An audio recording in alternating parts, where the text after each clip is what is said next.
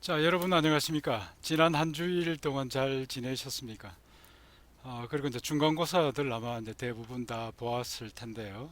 좋은 결과들 있기를 바랍니다. 우리 그 과목 그 컴퓨팅 사고와 파이썬 프로그래밍은 이미 여러분들 잘 알고 계시고 공지된 것과 같이 이번 토요일 오후 2시부터 시작을 하게 됩니다. 자, 오늘 그 보충 설명 시간에는 일단 이제 그 한 세 가지 정도를 제가 말씀을 좀 드리려고 합니다. 첫 번째가 이제 중간고사 진행 요령에 대해서 공지사항에 올렸습니다만 이제 질문도 많이 있고 아마 여러분들 중에서 이 내용에 대해서 명확하게 아직 좀 이해를 못한 분들이 있는 것 같아서 중간고사 진행 요령에 대해 좀 설명을 드리고 이 내용들 잘 좀 듣기 바랍니다. 두 번째가 7장에서 우리가 이제 마지막 부분에 사용자 정의 패키지 모듈을 준비하고 사용하는 부분에 대해서 이제 설명을 쭉 했고 지난번 보충 설명에도 잠깐 좀 그 설명을 했습니다만은 중간에 좀 어려움을 겪는 학생들이 있는 걸로 보입니다. 그래서 이제 거기에 대한 설명을 좀 더 하도록 하겠습니다. 이 부분은 이제 그 강의 자료란에 챕터 7-A라고 해서 마지막 부분을 조금 더 이제 자세한 자료들을 넣고 그 다음에 이제 예제 프로그램을 좀 더 추가해서 제가 제공을 했습니다.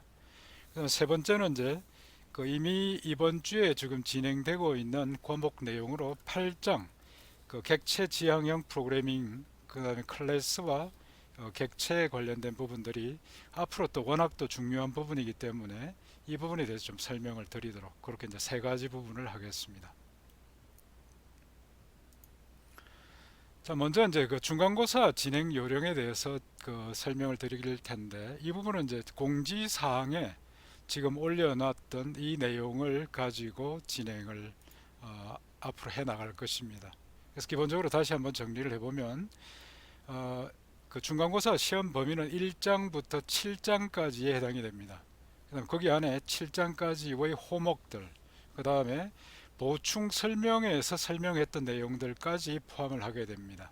그래서 이제 오늘 설명했던 요 내용인데 사실 이제 8장에 관련된 내용은 포함이 되지를 않습니다.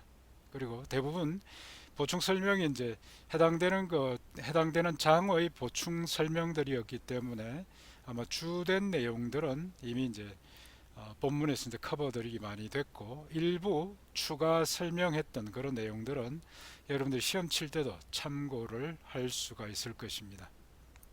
그리고 그래서 하여튼 8장의 그 클래스나 객체 지향형 부분들은 포함이 되지를 않습니다. 이번에는 전체적으로 이제 시험은 5개의 섹션으로 진행이 됩니다. 한꺼번에 3시간 연속해서 이제 시험을 그 하나로 통째로 치는 것이 아니라 5개의 섹션으로 나눠 가지고 칩니다. 그래서 이제 각각의 섹션별로 점수는 30점으로 배점이 되어 있는데 사실 난이도가 좀 쉬운 것도 있고 어려운 것도 있기 때문에 뭐 점수는 난이도 좀 쉬운 거는 여러분들한테 쉽게 좀 기본 점수를 받을 수 있도록 감안을 했던 부분입니다. 그다음에 시험 시간은 각각의 섹션별로 조금씩 다릅니다. 그래서 30분, 45분, 30분, 30분, 45분으로 진행이 될 겁니다. 이 뒤에 빨간색으로 각각의 또 섹션별로 시간이 진행이 되는 부분들을 명시를 했으니까 참고하시기 바랍니다. 첫 번째 4시부터 4시 반까지 그 진행이 되고 그다음에 4시 반부터 5시 15분까지 5시 15분부터 5시 45분까지 그다음에 3시 오후 3시 45분까지 그다음에 이제 3시 45분에서 4시 15분까지 그다음 4시 15분에서 5시까지 이런 식으로 이제 구성들이 되게 됩니다. 그다음 각 섹션별로 시간이 되면은 강의 포탈에 있는 강의 자료에서 문제를 여러분들이 열어볼 수가 있게 됩니다. 사전에 공지가 되는 것은 아니고요. 요 시간 되면은 해당되는 섹션의 문제만 딱 열리게 됩니다. 그럼 이제 그걸 열고 여러분들이 이제 문제를 풀어 나가면 되죠. 그 다음에 문제 풀이 결과는 이제 강의 포탈 해당 섹션별로 과제난을 제가 5개를 따로 만들 겁니다. 그럼 섹션 A에 대한 1에 대한 거는 섹션 1 답안에 올리면 되고 2는 2에 올리고 이렇게 각각의 부분들에 해당되는 그 난을 잘 찾아서 거기에다 올리기 바랍니다. 그 다음에 그 섹션별로 시험 시간 마지막 10분 동안 업로딩이 가능하게 됩니다. 예를 들면은 첫 번째 섹션 1인 경우에는 2시부터 시작해서 그 다음에 2시 20분이 되면은 그때 이제 여러분들이 올릴 수 있는 겁니다. 근데 항상 학교에 있는 이제 그 강의 포털에 시스템에 이제 올릴 때는 여러분들이 많은 사람들이 한꺼번에 몰리기 때문에 지연 시간이 발생될 수가 있습니다. 이 부분 여러분들 감안해야 됩니다. 그래서 이제 보통 한 2분, 3분 정도를 한 3분 정도를 미리 앞에 땡겨서 이제 올려야 올라가는 거고 마지막에 땡 치는 순간에 만약에 업로딩 하게 되면 그 자체는 업로딩이 안 될 수 있습니다. 학교에 있는 시스템이 이미 그 시간이 되면 다 쳐버리기 때문에 그럼 그 다음에 전부 지연 시간을 그 감안해서 이제 지연 감점이 될 겁니다. 그 시간 자체를 넘기지 말고 해당되는 시간 안에 업로딩이 끝나게 만들고 적어도 10분 동안 업로딩 할 수 있도록 시간을 열어놓는데 여러분들이 업로딩 시작하는 시간은 이미 3분 전에는 업로딩을 시작을 하고 있어야 된다는 것입니다. 이 부분 다시 한번 강조를 좀 드립니다. 그 다음에 섹션별로 업로딩 하는 부분들은 파이썬 프로그램을 풀어가지고 이제 소스 코드를 직접 올립니다. 그래서 이번에는 한글 워드나 MS 워드에 담아서 제출하는 것이 아니라 그 소스 코드 자체를 바로 이제 올립니다. 그리고 이제 소스 코드 이름은 항상 이런 이름을 사용하시기 바랍니다. 맨 처음에 학번, 그 다음에 언더바, 그 다음에 성명, 자기 이름을 적으시고 그 다음에 중간고사, 그 다음에 섹션 1이면 1, 2면 2 해서 이런 식으로 올리기 바랍니다. 이 파이썬 소스 코드를 직접 올리라고 하는 부분들은 그 자리에서 바로 실행을 우리가 시켜봅니다. 그래서 실행을 시켜가지고 그게 제대로 실행이 된 결과가 제출됐던 실행 결과 이미지하고 동일한지를 확인을 합니다.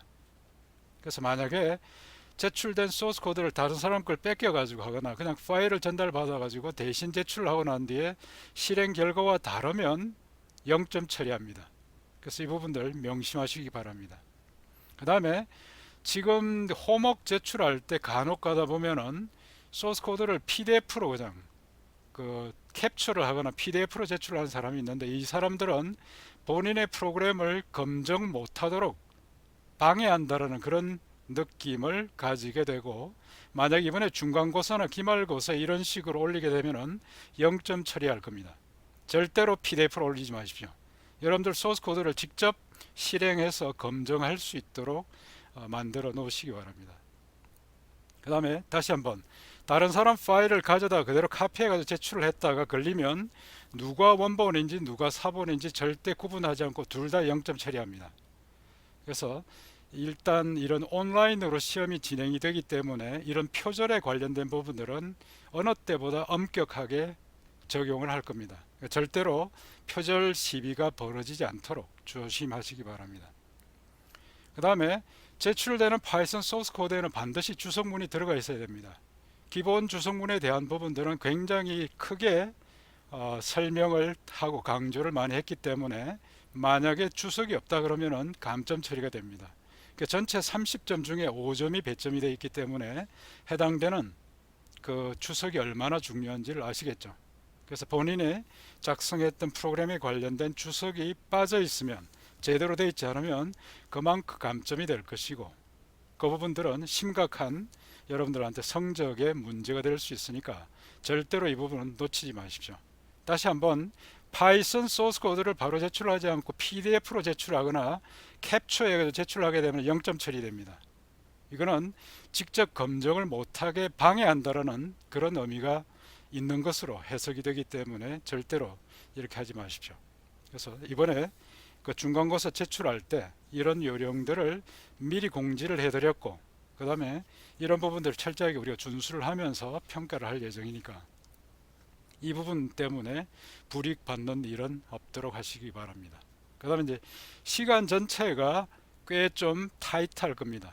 물론 이제 중간에 어떤 부분들을 일부러 약간 좀 여유를 두게 지금 문제를 준비를 했습니다만은, 전반적으로 보면 여러분들이 이제 뭐 이렇게 저렇게 물어봐가면서 할 수 있는 시간도 아닐 테고 하니까, 미리 지금 계속 그 강조를 많이 해왔던 것이 그 프로그램을 그 검증하는 거, 디버깅하는 요령을 계속 연습을 해서 바로바로 이제 그 문제가 발생된 부분들을 여러분들이 직접 빨리 찾아내고 해결해서 제대로 된 결과를 제출할 수 있도록 하시기 바랍니다.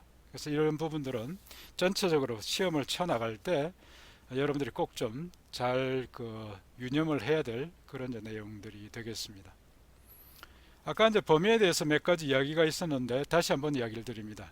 강의 자료 1장부터 7장까지고, 그 다음에 이제 보충 설명, 오늘 설명한 내용들까지 이제 포함이 되는데, 설명 중에서 이제 강의 내용 자체는 8장은 포함이 되어 있지를 않습니다. 그래서 이제 보충 설명 안에는 있겠지만 이번 중간고사는 7장까지의 범위라는 거 다시 한번 말씀을 드립니다. 그리고 이제 강의 자료뿐만 아니라 보충 설명할 때 제가 추가로 설명해 드렸던 내용까지는 포함이 된다는 것입니다.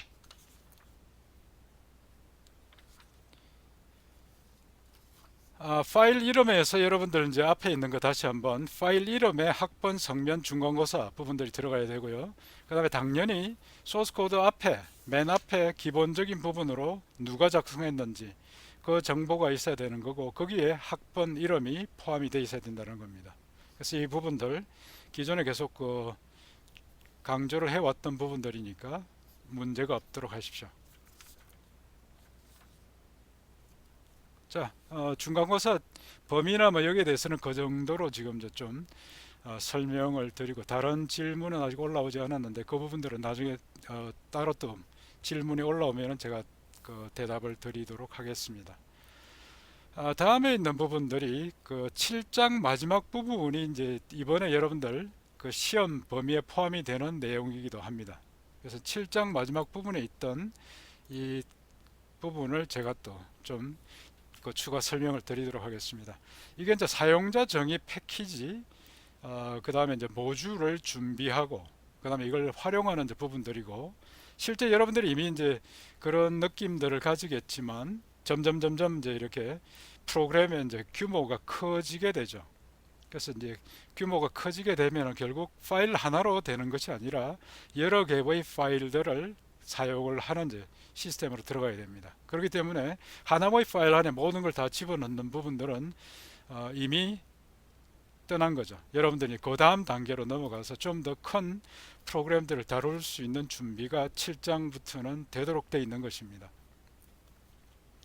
그래서 기본적으로 이제 파이썬 패키지 모듈에 대한 부분을 다시 한번 잠깐 되돌아보고, 그 다음에 파이썬 패키지와 모듈을 임포트 시키는 방법, 그 다음에 사용자 정의 패키지를 준비하는 방법, 사용자 정의 모듈을 준비하는 방법, 그 다음에 이런 이제 사용자 정의 패키지와 모듈을 활용하는 방법, 그 다음에 오늘 좀 더 이제 추가적으로 제가 준비를 했는 것이, 만약에 사용자 정의 패키지나 모듈을 활용할 때 오류가 발생되면은 어떻게 처리를 해야 되나, 그리고 어떤 오류 메시지가 나오나를 좀 더 이제 그 자료를 준비를 했으니까 잘 들어보시고, 여러분들이 지금까지 이제 해 나올 때 이런 문제가 있었다고 하면은 수정을 하는 방법을 확인을 하시기 바랍니다. 모듈하고 이제 패키지라고 하는 부분들을 다시 한번 되돌아보면은, 모듈이라고 하는 것은 파이썬 프로그램 수행을 할 때 우리가 불러 쓰는 함수나, 나중에 이제 클래스 쪽으로 가게 되면 이제 메소드라는 이름을 쓰죠. 그래서 이제 이런 함수, 메소드나 클래스가 포함되는 기본적인 단위입니다. 그래서 이건 이제 모듈은 우리가 파일 단위로 하게 되고, 그러니까 이제 끝나는 이름이 .py 확장자가 되죠. 그 안에 보면 이제 변수나 함수나 클래스가 이제 포함이 되게 됩니다.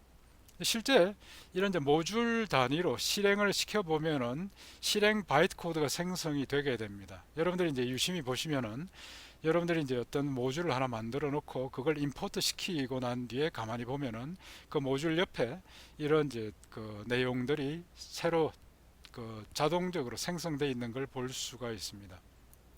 그래서 이제 이게 바로 바이트 코드고, 그 다음에 파이썬에 사용될 수 있는 이제 C나 C++ 확장 그 라이브러리 모듈들도 바로 이제 모듈 단위로 포함을 하게 됩니다. 패키지 또는 모듈로 이제 포함이 되게 되죠. 그래서 이제 실제 우리가 이렇게 점점 이제 규모가 큰 파이썬 프로그램을 작성하게 되면 결국은 이제 모듈이나 패키지를 사용하게 돼 있는 것이죠.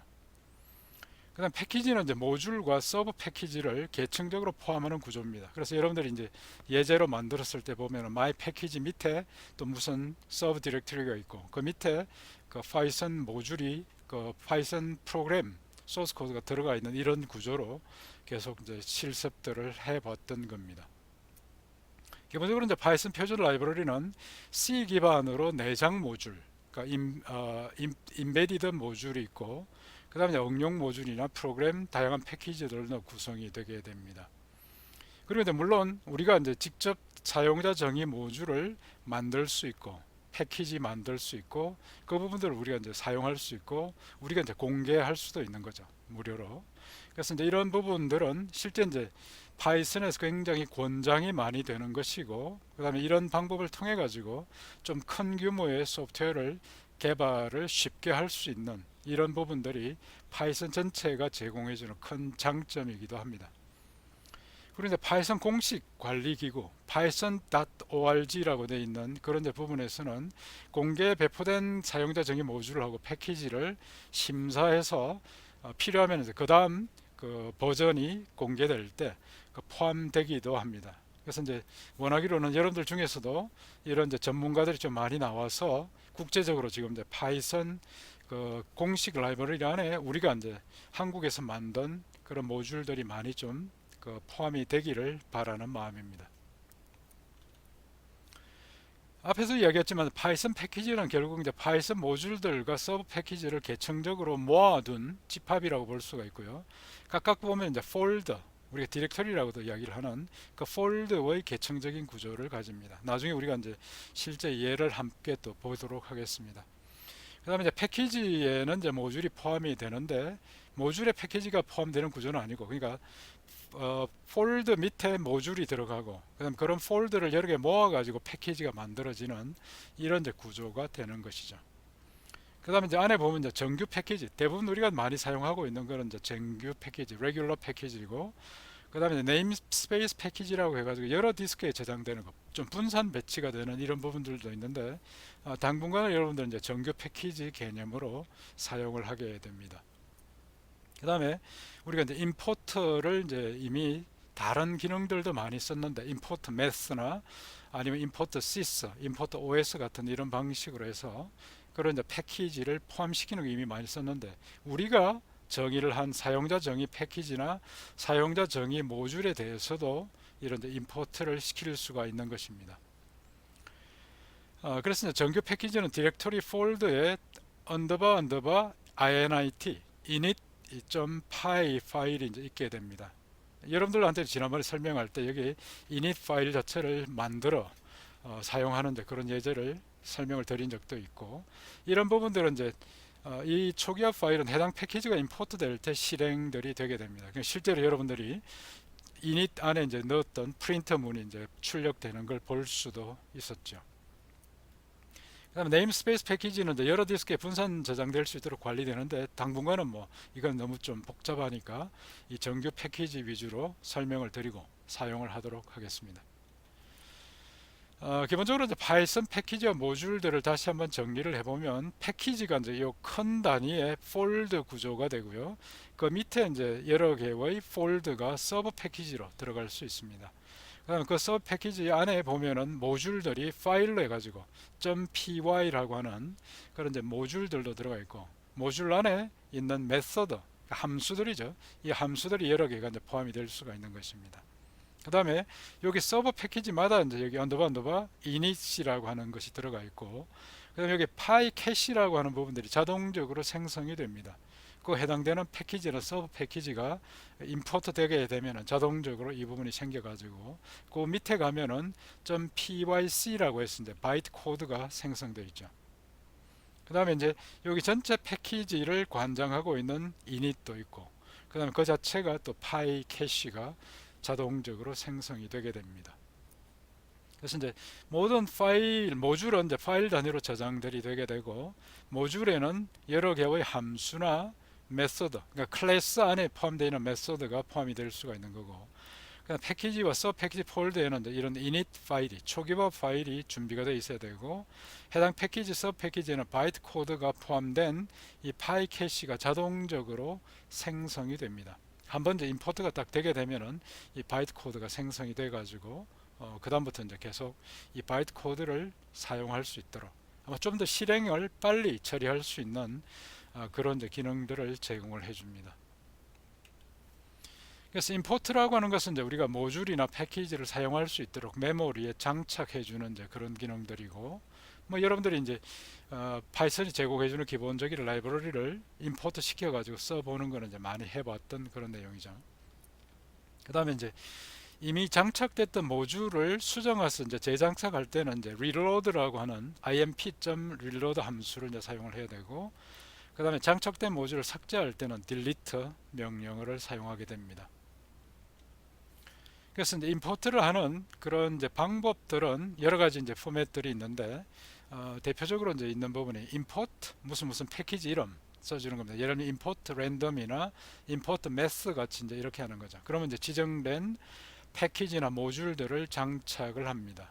이렇게 할 수 있고, 그 다음에 이제 이런 임포트를 시킬 때 그 해당되는 이제 모듈 이름을 좀 간단한 이름으로 바꿔가지고 사용할 수도 있습니다. 그래서 이제 이건 as라고 이렇게 이야기를 하고, 예를 들면 import numpy, 나중에 우리가 이제 이 과목 후반부에 그 numpy라고 하는 과학기술 계산용 그 확장 패키지를 공부하게 될 텐데, 이 numpy가 너무 길다고 해가지고 np라는 약자로 불러 쓰겠다 라고 이렇게 하면 이제 import numpy as np 이런 식으로 할 수가 있는 겁니다.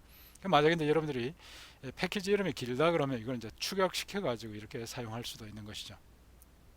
다음에 있는 것이 from 무슨 패키지 import 무슨 이제 모듈 이런 식으로 할 수도 있는데, 이거는 지정된 패키지나 모듈로부터 이제 특정 서브 패키지나 모듈을 장착시키는 겁니다. 그래서 이거는 그 패키지 전체를 장착하지 않고 선택된 서브 패키지나 모듈만을 골라 가지고 장착시키는 기능을 수행을 합니다. 그러니까 이제 메모리 이용이 좀 효율적으로 되겠죠. 예를 들면 이제 from my package import my algorithm 하면은 my package 밑에 있던 여러 개의 서브 패키지 중에 알고리즘에 관련된 부분들을 내가 그 임포트 시켜 가지고 사용하겠다, 이렇게 구분해서 이제 지정할 수가 있는 것입니다. 아니면 여기서 그 from 하고 난 뒤에 그 다음에 import 다음에 이런 이름 리스트를 두는 것이 아니라 별표를 찍어 놓게 되면은, 별표는 이제 모든 것을 다 그 의미하는 그런 이제 내용입니다. 그래서 이런 경우에는 이제 그 지정된 패키지나 모듈에 포함된 모든 항목들을 이제 장착을 하고, 이때 이제 init.py 그 파일 안에 보면은 이 all이라고 하는 변수가 설정이 되게 되는데, 거기에 포함되어 있는 모든 항목들이 장착이 되게 됩니다. 그래서 이거는 이제 우리가 뭐 아직까지는 그 우리가 만드는 이제 그런 사용자 정의 패키지나 모듈들이 크지 않기 때문에 뭐 너무 고민할 필요는 없는데, 앞으로 여러분들이 점점 직접 만든 패키지가 커지게 되면은 그 중에 일부만 골라 가지고 사용할 수 있도록 하는 것들이 훨씬 더 효과적으로 관리가 될 수 있고, 그런 부분들이 바로 from import 이런 식으로 설정하는 방법들을 사용하는 것이 좋습니다. 자, 우선 이제 사용자 정의 패키지와 모듈들을 간단하게 만들어 가지고 여러 개의 파일로 구분해서 만들어 놓고, 그다음 같은 폴더 안에 이제 배치가 되어 있는 것을 내가 임포트 시켜 가지고 바로 쓰는 예를 먼저 한번 살펴보겠습니다. 그래서 이번에 이제 중간고사 칠 때도 이런 부분들은 여러분들이 직접 한번 이렇게 여러 개의 파일에 분산되어 있는 그런 기능들을 함께 이제 불러서 사용할 수 있는 기능들은 미리 준비를 해 놔야 될 것입니다. 자, 예를 들면 우리가 이제 myArray.py라고 해서 프로그램 하나를, 배열을 처리하는 부분들을 하나 준비를 한다고 생각을 해보죠. 그래서 이제 배열 안에 보면은 뭐 지난번에 여러분들 숙제할 때 그때 작성했던 gen rand array도 있을 테고, 아니면 이제 print array 같은 이런 부분들을 만들어서 그게 이제 지정된 그런 이제 리스트나 배열에 지정된 크기가 주어지게 되면은 중복되지 않는 난수를 만들고, 그 다음에 그 자체를 사용할 수 있게 이제 해주는 이런 부분들이 있었고, generate array가 있죠. 아니면 이제 print array는 이렇게 이제 한 줄에 per line으로 지정되어 있는 개수만큼씩 출력을 하면서 전체적인 이제 배열을 출력해주는 이런 기능들을 우리가 이제 구현을 할 수가 있습니다. 그래서 이런 이제 기본적인 부분들이 my array 안에 이제 포함이 됐다라고 먼저 준비를 하고, 그다음 두 번째 이제 my sorting이라고 하는 정렬에 관련된 부분들 여러분들이 한번 그 선택 정렬 구현해 준 적이 있죠. 그래서 셀렉션 소팅에 관련된 부분들을 이중 for으로 구성해 가지고 바로 이렇게 구현을 해 두고, 그러면 이제 이렇게 두 개의 파일이 이제 미리 준비가 되는 겁니다. 그래서 myarray.py, mysorting.py 해서 이제 서로 다른 기능을 가지고 있는 그 모듈들이 만들어지고, 그다음에 이런 이제 모듈들을 불러 가지고 내가 쓰는 거죠. 그래서 같은 폴더 안에 바로 이제 myarray.py도 있고 mysortings.py도 있고 이런 부분들이 있는데, 이거 자체를 바로 그냥 임포트 해가지고 우리가 실행을 시킬 수 있는 겁니다. 그래서 여기 있는 응용 프로그램이고 application myarray mysorting.py라고 하는 부분, 그러니까 myarray와 mysorting을 사용하는 그런 이제 응용 프로그램이라는 거죠. 자, 여기 이제 응용 프로그램들은 앞으로 전부 저기 if에서 이제 name 이 variable 변수 이름이 main일 경우에 이 부분이 실행이 되게끔 만드는 겁니다.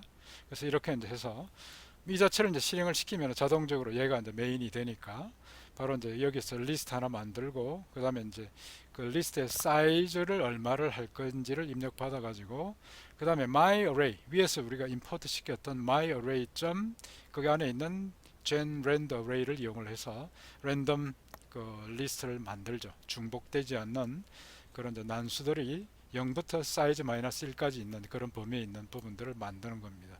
그래서 이게 이제 소팅하기 전에 미리 한번 출력을 하는데, myArray 안에 들어있던 printArray라고 하는 그 함수를 불러가지고 실행을 해봅니다. 그럼 이런 식으로 출력이 되죠. 그러니까 한 줄에 10개씩. 우리가 이제 per line을 따로 이렇게 설정하지 않았기 때문에 자동적으로 그냥 12라는 값이 사용이 되어서 이제 이렇게 한 줄에 10개씩 출력이 되는 겁니다. 그 다음에 이제 이 시간을 측정하려고 하게 되면 이제 타임 모듈을 사용을 해야 되죠. 그 타임을 이용을 해서 이 소팅 알고리즘이 실행되기 전 시간을 기록을 해두고, 그 다음에 이 셀렉션 소팅이 실행되고 난 뒤에 이제 시간을 기록을 하게 됩니다. 자, 여기도 자세히 보면은 셀렉션 소팅 자체가 이게 my sortings라고 하는 그 모듈 안에 들어있기 때문에 모듈 이름을 같이 포함을 시켜놓은 거죠. 여기다가. 그래서 그 모듈에 포함되어 있는 셀렉션 소트를 사용을 해서 선택 정렬을 해라고 하는 그런 이제 것입니다. 그래서 이때 이제 선택 정렬을 해서 그 다음에 이제 출력을 해보면 이렇게 이제 0부터 49까지 가는 부분이 쫙 이렇게 정렬이 되어 있는 결과를 볼 수 있죠. 그 다음에 우리가 이 정렬이 실행이 될 때 걸린 시간을 측정해 가지고 출력을 해보면 얼마가 걸렸다고 되는 겁니다. 그래서 이때 시간이 지금은 그냥 초 단위로 출력해 놓으니까 시간이 거의 걸리지 않아 가지고 0초라고 나오는데, 만약에 곱하기 1000을 해서 밀리세컨 단위로 하거나 곱하기 100만을 해서 마이크로세컨 단위를 하게 되면 이제 값이 나오게 될 것입니다. 자, 간단하게 우리가 이제 사용자 정의 패키지를 만들고, 그 다음에 그 부분들을 같은 폴더 안에 넣어 가지고 이렇게 이제 응용 프로그램을 구성하는 이런 이제 예제를 본 거죠. 그래서 여기다 보면 이제 다른 파일, 다른 이제 그 모듈에 정의되어 있는 그 myArray, mysorting을 이렇게 임포트 시켜가지고 바로 쓸 수가 있는 겁니다. 그래서 각각의 그 이제 파일들이 .py라고 되어 있는 그런 라이브러리들이 이제 모듈로 되어 있는 거고, 그 부분을 불러가지고 우리가 또 사용할 수 있는 이런 이제 구성이 되는 겁니다. 자, 이렇게 이제 사용자 정의 모듈하고 응용 프로그램을 같은 동일한 디렉토리나 폴더에 배치를 해서 사용하는 이런 방법도 물론 이제 쓸 수는 있겠습니다만은 이 자체가 좀 그 단점들이 있게 됩니다. 그래서 우리가 이제 어떤 사용자 정의 패키지나 모듈들을 응용 프로그램 위치로 계속 옮겨가야 되는 거죠. 그러니까 복사를 해줘야 됩니다. 또 다른 응용 프로그램을 만들었다고 하면은 그 폴더 밑으로 또 가져가야 되죠. 그래서 이제 이런 부분들이 부담으로 이제 존재를 하게 되고, 응용 프로그램 구현할 때마다 그 응용 프로그램이 그 위치를 하고 있는 그런 이제 디렉토리로 패키지나 모듈들을 그 복사를 해야 된다는 겁니다. 근데 문제는 이제 이런 식으로 해가지고 여러 군데 배치가 되게 되면은 그 중에 일부를 수정해야 될 때 골치가 아파지게 됩니다. 그래서 동일한 그런 이제 기능들을 여기저기 막 복사를 해놨기 때문에 일일이 찾아다니면서 전부 다 수정을 해야 되는 것이죠. 그러지 않으면은 또 일부는 또 수정이 안 된 채로 또 있기 때문에 그래서 바로 이제 이런 부분들이 큰 문제로 발생이 되게 됩니다. 그래서 이걸 이제 해결하는 방법으로 있는 것이 사용자 정의 패키지나 모듈을 지정된 위치에 항상 일정한 위치에 두게 되고, 예를 들면 마이파이 패키지 같이 그런 이제 우리가 잘 알고 있는 기억하고 있는 그런 이제 폴더 밑에다 갖다 놓게 만들고, 프로그램에서 이제 이 경로를 append 추가시켜 가지고, 예를 들면 sys.pass.append라는 함수를 여러분들 이미 이제 예제로 사용을 해 보았는데, 바로 이 함수를 이용을 해서 경로를, 그러니까 패키지가 어디, 내가 정의했던 패키지가 어느 위치에 정의가 되어 있는지, 그 저장이 되어 있는지를 패스를 추가해서 그 다음에 사용할 수 있도록 만들어 주는 겁니다. 그러면 우리가 응용 프로그램 여러 개가 이제 있다 손 쳐도 실제로 이제 사용하는 그 패키지를 가져오는 데는 한 군데로 이제 지정이 되는 거죠. 그러면 만약에 이제 패키지나 모듈 안에 들어가 있던 어떤 내용을 우리가 수정을 해야 된다고 하면은 그 위치에 가서 수정하면 되는 겁니다. 그럼 이제 그 부분을 가져다 쓰는 쪽에서는 자동적으로 업데이트 되어 있는 부분들을 다 이제 사용을 하기 때문에 관리하기가 쉬워지는 거죠. 그래서 우리가 이제 앞에서 7장 마지막 부분에서 공부를 했던 부분들이 사용자 정의 패키지를 지정된 위치에다가 저장을 하고, 그 다음에 응용 프로그램에서 이 경로를 sys.pass.append 함수를 이용을 해서 추가하게 해서 사용하게 했던 것입니다. 실제 우리가 이제 사용자 정의 패키지나 모듈을 준비하는 예를 한번 또 보기로 하죠. 그래서 우리가 이제 앞에서 계속 이제 예를 들은 것처럼 C 디렉토리 밑에 C 파일 그 파일 밑에 마이파이 패키지를 하나 만들어 가지고 거기다 이제 넣는 겁니다. 자, 여기에 우리가 이제 문자열로 표시할 때 이게 슬래시로 되어 있는데 실제 윈도우 시스템에서 이제 백슬래시를 쓰죠. 근데 파이썬 프로그램에서는 이제 이 백슬래시를 쓰면은 그게 줄바꿈, 그러니까 다음 주로 연결되어 있는 걸로 이렇게 이제 이해를 할 수가 있기 때문에 이런 문자열 정의할 때는 그냥 슬래시를 쓰시기 바랍니다. 그래도 이해를 다 하게 됩니다. 실제 이제 슬래시로 되어 있는 것은 운영체제 중에서 이제 리눅스나 유닉스 같은 경우에는 이게 이제 슬래시를 씁니다. 그래서 이제 이게 다 혼성이 있도록 파이썬이 처리를 해주기 때문에 디렉토리 간에 있는 폴더 간에 있는 부분들은 이렇게 슬래시를 사용을 해도 됩니다. 그래서 먼저 이제 사용자 정의 패키지를 마이파이 패키지 폴더 밑에다가 이제 준비를 하기로 하고, 그 디렉토리를 먼저 하나 이렇게 생성을 합니다. 그 다음에 이제 sys pass append 함수를 이용을 해서 경로를 포함을 시키는데, 이게 이제 sys pass append 해서 이제 이중 따옴표, 그 다음에 c, 그 다음에 콜론 슬래시를 하면 되죠. 원래 우리가 이제 그 예제 프로그램에서 이 부분을 뭐 다른 어떤 이제 문자열로 대입을 시켰다고 했는데 바로 이런 식으로 정의를 해도 좋습니다. 그 파이썬에서 이제 역 슬래시가 바로 줄바꿈으로 이제 다음 줄로 연결되는 것으로 해석이 이제 되기 때문에 대신에 슬래시를 쓸 수 있다는 겁니다. 그 다음에 이제 우리가 마이파이 패키지 밑에 여러분들이 기본적으로 my array, my algorithms, my data structure 같은 이런 것들을 서버 패키지를 만들어 두시기 바랍니다. 그럼 앞으로 이제 우리가 계속 새롭게 구성해 나가는 사용자 정의 모듈들은 전부 이런 밑에다가 서버 디렉토리 밑에다가 갖다 놓을 것입니다. 그 다음에 이제 마이파이 패키지 디렉토리에다가 바로 이런 이제 서버 패키지들을 한꺼번에 우리가 이제 관리를 하는 그런 초기화 파일 init.py라고 하는 파이썬 코드를 생성하고, 그 다음에 그 밑에 언더바 all 언더바 변수의 서브 패키지에 우리가 이제 추가하고 싶은 그 이름들을 다 거기에다가 열거를 해주는 겁니다.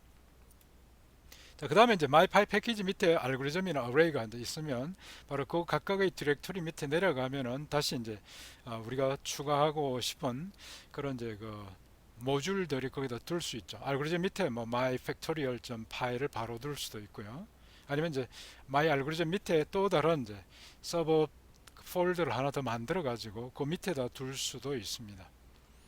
근데 마이 알고리즘 밑에 이제 init 파이썬 코드를 이제 생성해 가지고 거기다 all 변수에 위에서 이제 my 팩토리얼을 포함을 하도록 합니다. 그러면 이제 my 알고리즘 그 서브 패키지 안에는 my 팩토리얼이 모듈로 포함이 되게 되는 겁니다. 전체적으로 이제 그 폴더 구조를 살펴보면 이런 모습들이 이제 되게 됩니다. 그래서 예를 들면 이제 my pi 패키지 밑에 우리가 이제 그 디렉터리가 my algorithm, 그 다음에 다음 페이지 가면은 여기 my array가 이제 있는 거고, 그 다음에 이제 my algorithm 밑에 가면은 my sorting이라는 이제 디렉터리가 하나 더 있고, 그 my pivot라는 것들도 여기 이제 들어가 있습니다. 그 다음에 my factorial 쪽도 뭐 하나 이제 둘 수도 있고요. 자, 이런 식으로 되어 있고, my sorting 밑에 가면은 selection sorting, merge sorting, quick sorting 같은 이런 부분들이 따로따로 모듈로, 사용자 정의 모듈로 포함들이 되게 되죠.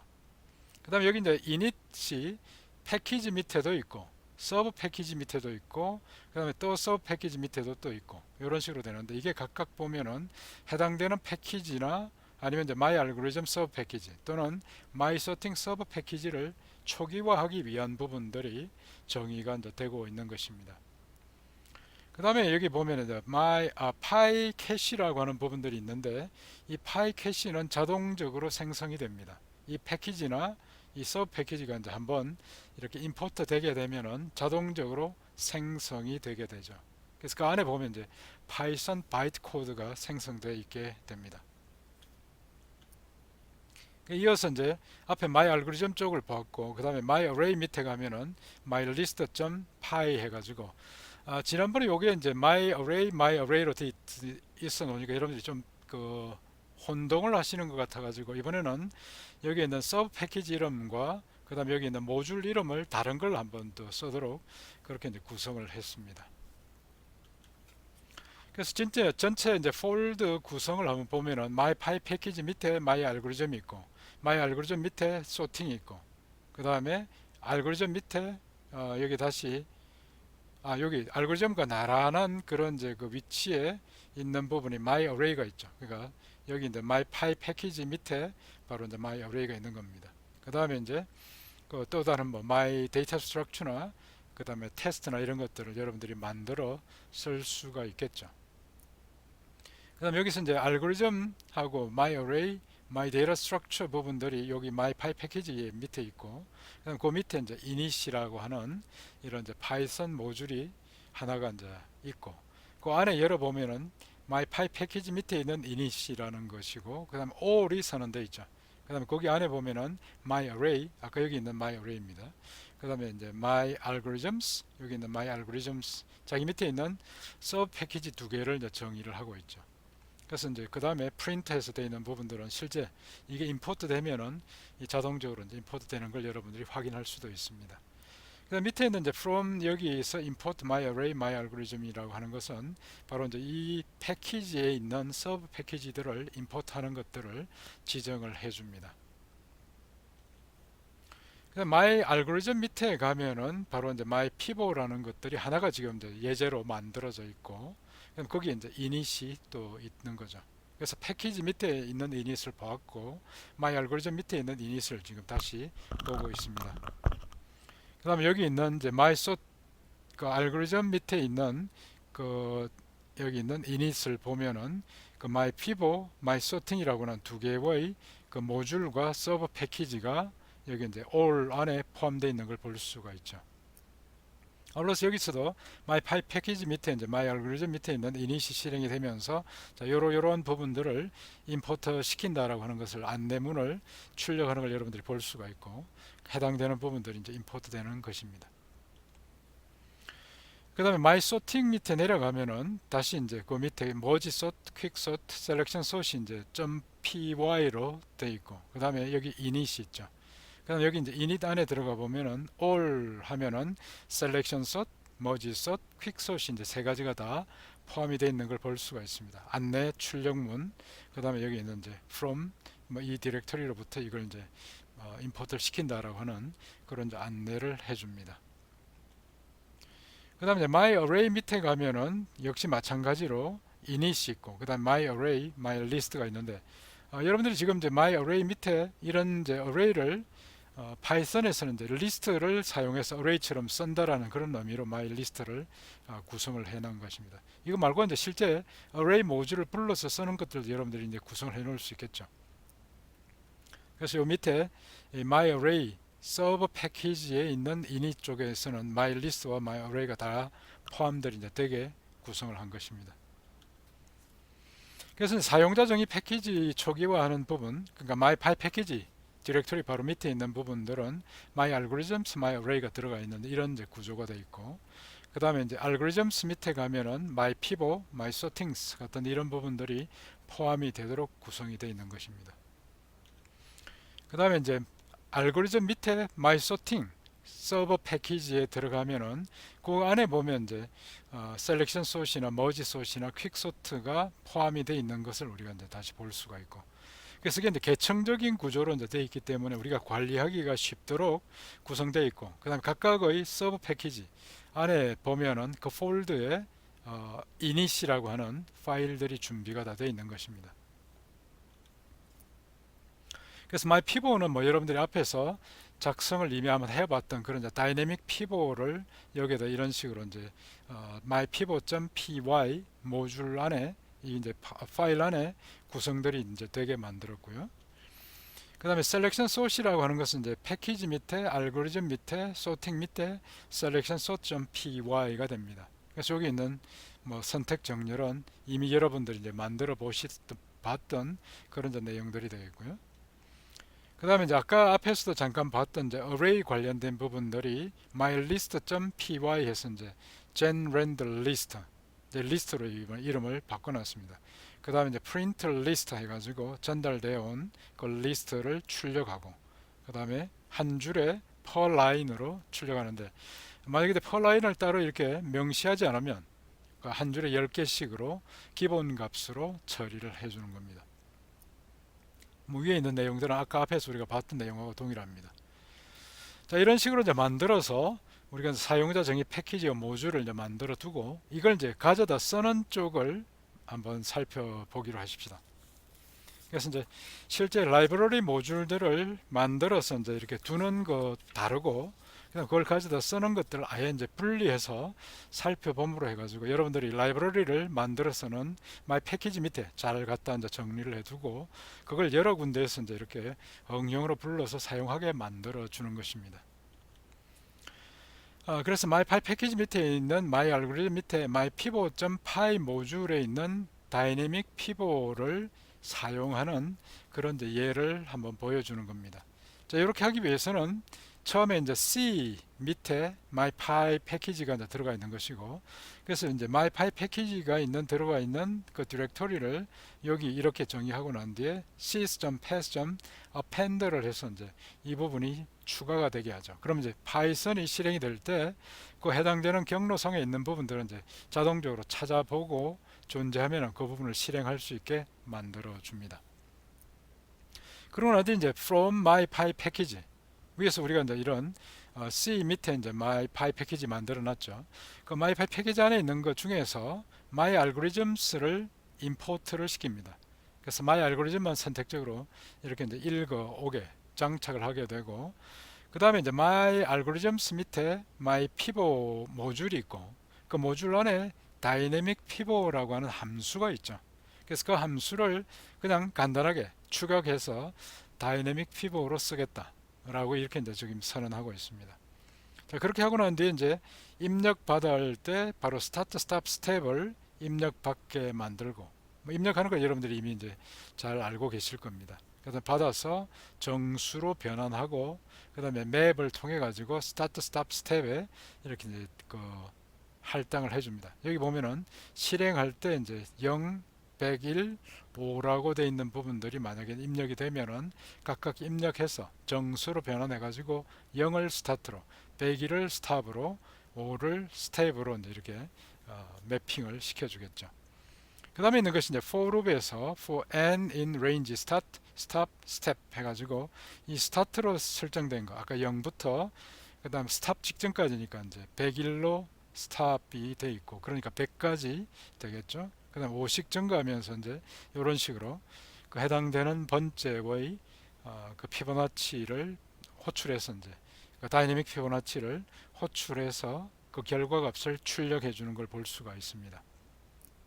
이런 식으로 하는 것이 이제 실제 그 패키지 디렉토리 밑에 서브 패키지가 있고, 그다음 그 밑에 있는 이제 모듈들을 우리가 임포트 시켜 가지고 사용하는 부분들을 이런 예제를 통해 가지고 우리가 이제 볼 수가 있는 거죠.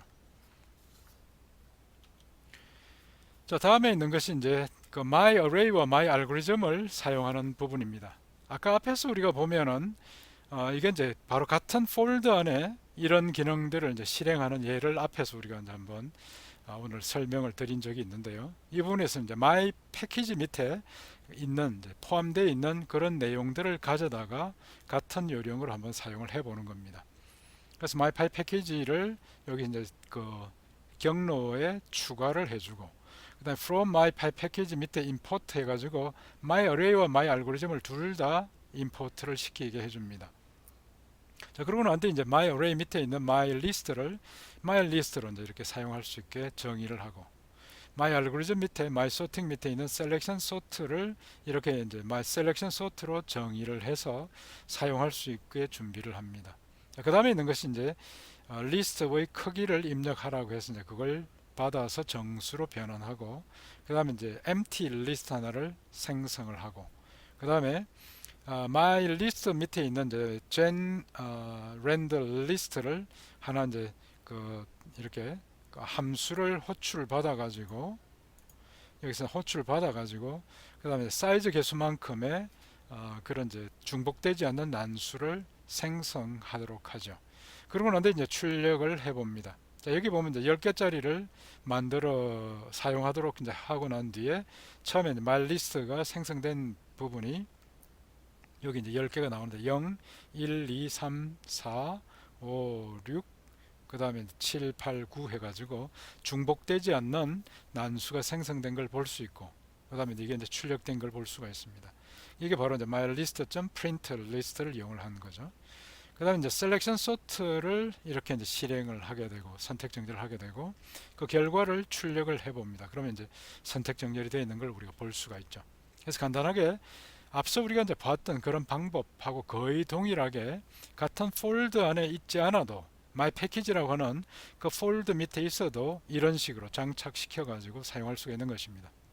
이렇게 하게 되면 이제 my package 밑에 있는 그런 이제 모듈들을 가져다 우리가 쓰고, 만약에 문제가 있으면 그 위치에서 다시 수정해 놓고, 이렇게 하게 되면 이제 전체적으로 여기저기 막 찾아다니면서 복사되어 있는 부분들을 일일이 다 여러 번 또 반복해서 이제 수정할 필요는 없게 되는 것입니다. 같은 요령으로 이제 머지 소트나 퀵 소트도 이제 실행을 할 수가 있고요.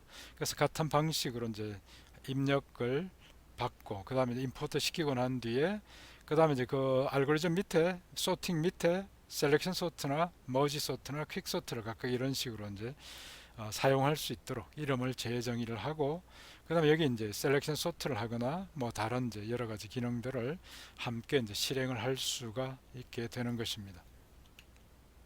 그래서 이제 각각의 서로 다른 이제 기능들을 가지고 그 다음에 이제 셔플링해서 이제 한번 정렬된 걸 뒤죽박죽 섞어 놓고 그 다음에 다른 이 소팅 알고리즘을 이용을 해서 또 이제 정렬을 시키고 결과를 출력하고 또 셔플하고 뒤죽박죽 섞어 놓고 그 다음에 이제 또 다른 알고리즘을 가지고 또 정렬을 해보고, 이런 것들을 우리가 다단계로 응용 프로그램을 만들어서 시험을 해볼 수가 있는 것입니다. 자, 실행했던 그 결과들은 전부 이런 식으로 정확하게 이제 우리가 맨 처음에 생성했을 때, 그 중복되지 않는 난수를 생성했을 때, 그 다음에 이제 선택 정렬을 했을 때, 그 다음에 다시 이제 셔플링을 했을 때, 다음에 머지 소팅을 했을 때, 그 다음에 다시 셔플링 했을 때, 다시 퀵 소팅 했을 때, 이 정확하게 이제 실행되는 것을 확인할 수가 있는 것입니다.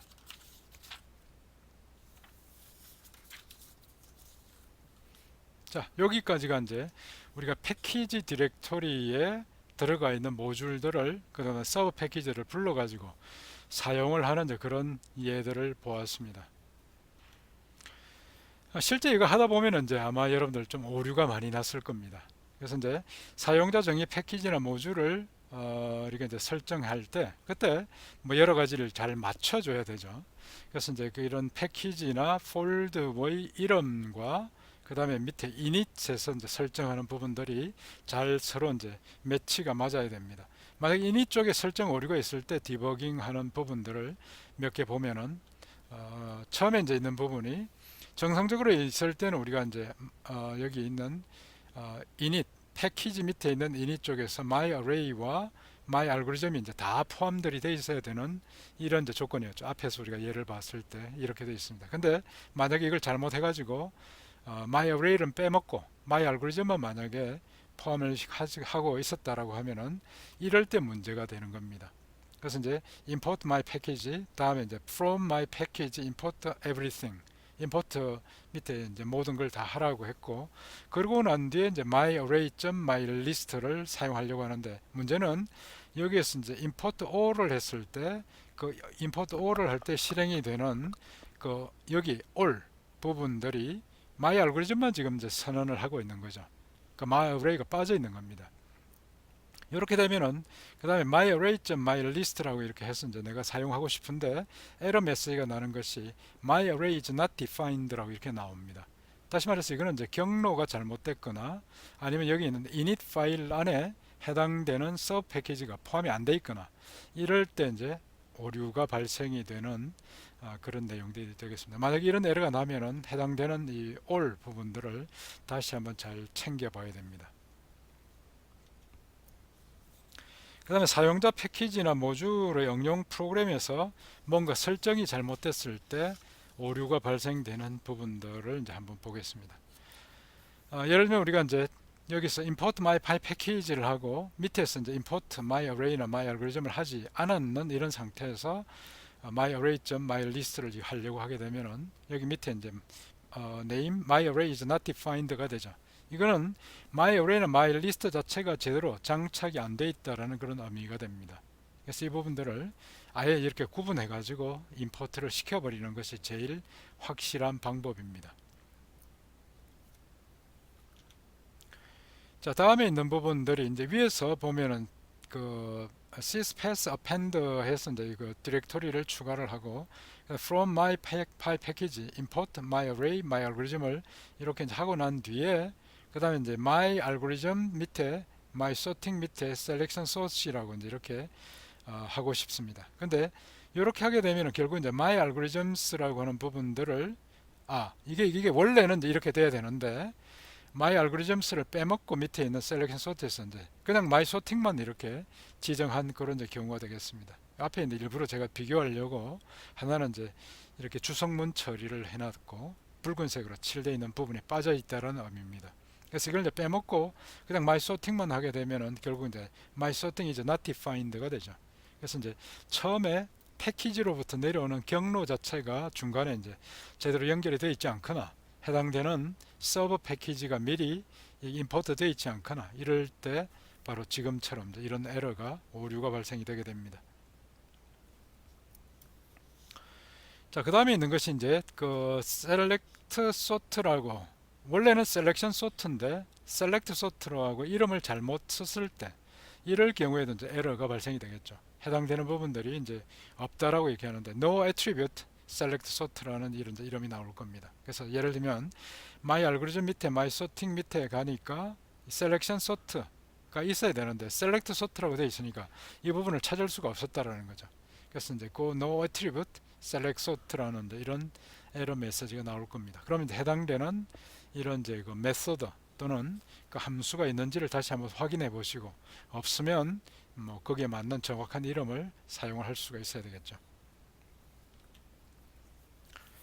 다음에 역시 이제 is not defined라고 되어 있는 부분들인데 여기 보면은 이제 여러분들이 이제 모듈이나 패키지를 임포트 시켜가지고 사용할 때 실수를 잘 하는 것 중에 한 가지입니다.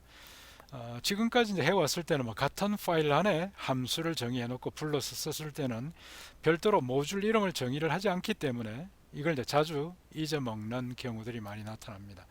그래서 만약에 우리가 이제 여기 여기 위에서 입력받았던 임포트 시켰던 myArray를 보고 myArray 안에 myList가 있고 그 myArray 안에 myList가 있고 그 myList 안에 우리가 있는 printList나 여기 있는 이제 genRenderList를 사용해야 되는데 이걸 잊어먹고 이제 myList를 표시를 하지 않았다라고 하면은 에러 메시지가 이렇게 나오는 거죠. printList is not defined.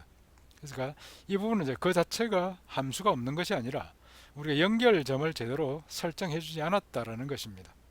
그래서 이런 부분들을 에러 메시지를 보고 겁내 가지고 그냥 덮어버릴 게 아니라 여러분들 이걸 이제 조금만 더 꼼꼼하게 보시면은 해당되는 그런 오류가 왜 발생됐는지 어디를 수정해야 될 건지를 금방 또 찾아낼 수가 있습니다. 그래서 이 부분들 꼭 좀 잘 좀 차근차근 읽어보시고 다시 한번 해보시기 바랍니다. 그리고 다시 한번 강조를 하지만 7장 이후에서 우리가 이제 그 여러 가지 프로그램들에서 항상 보면은 규모가 좀 커집니다. 그래서 한번 구현했던 부분들을 재활용할 수 있도록 하는 그런 이제 예제들을 우리가 많이 다룰 거고 실제로 이런 부분들은 실무에서도 많이 필요한 그런 기능들인데 이때 중간에 있는 이제 패키지의 그런 이제 계층적 구조 그 계층 구조 안에 있는 각각의 어떤 이닛 프로그램들 이런 부분들을 여러분들이 잘 꿰맞출 수가 없으면 그런 이제 패키지나 모듈 자체를 사용할 수가 없는 거죠. 그리고 이 자체를 이제 허구한 날 막 복사를 해가지고 들고 다녀야 되는 거고 그래서 훨씬 더 시간적인 노력의 낭비들이 있기 때문에 이 패키지와 그 다음에 모듈을 사용자 정의로 만들어서 쓰는 것들을 꼭 좀 잘 이해를 해 두시기 바랍니다. 자, 여기까지 하게 되면 아마 7장에 관련된 부분들은 충분히 좀 보충 설명이 됐다라고 보고 이런 이제 내용들을 이번 이제 중간고사 시험 칠 때 포함을 시켜서 한번 여러분들 실력을 평가를 해 보도록 하겠습니다. 그래서 7장까지가 바로 이제 여기 해당되는 부분이고 지금까지 설명했던 부분들이 바로 이제 중간고사 범위에 포함이 되게 됩니다.